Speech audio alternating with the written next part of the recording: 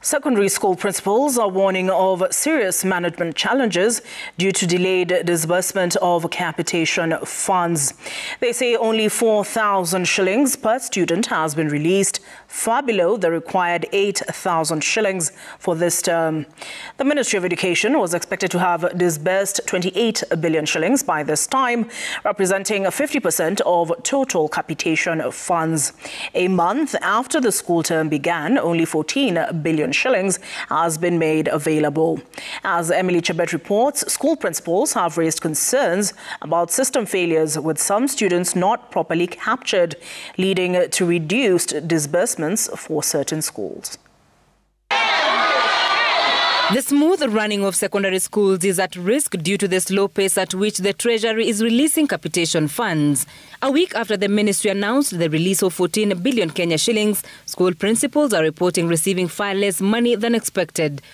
One principal who spoke to Citizen TV on condition of anonymity revealed that they received only 2.6 million instead of an expected 10 million for the first 50% disbursement of the term. The principal expressed concern about how schools are expected to run effectively with such a limited amount of money. The capitation that the government is supposed to give to our learners, that is 22,224 shillings per child per year, has not been forthcoming for the very many years. The government owes the schools in millions, if not billions. We have been asking principals to determine the percentage that has been released, but they have been unable to, because the ministry sprinkled money into the school's account and said that we have paid. According to the ministry, they have released 14 billion, which accounts for about 20 to 25% of the expected amount.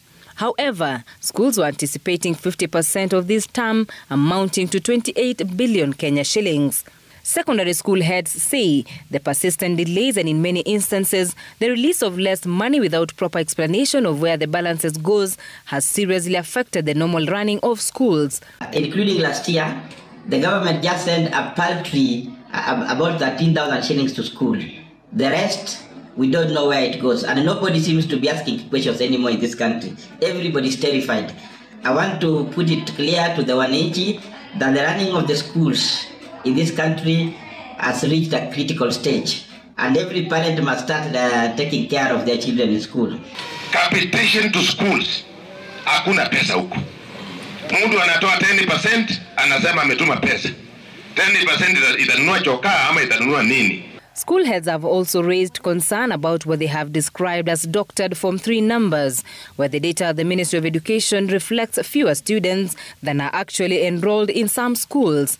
This discrepancy has led to financial strain as the ministry is releasing less money than needed to accommodate the actual student populations. Schools are running into millions in terms of pending bills, and the principals are simply running out of school. Whenever you see a creditor come in, principals are avoiding staying in their offices in school.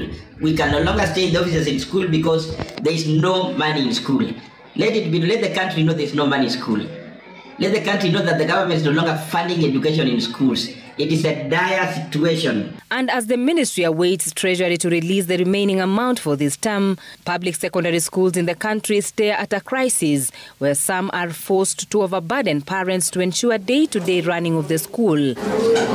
Emily Chebet, Citizen TV, Nairobi.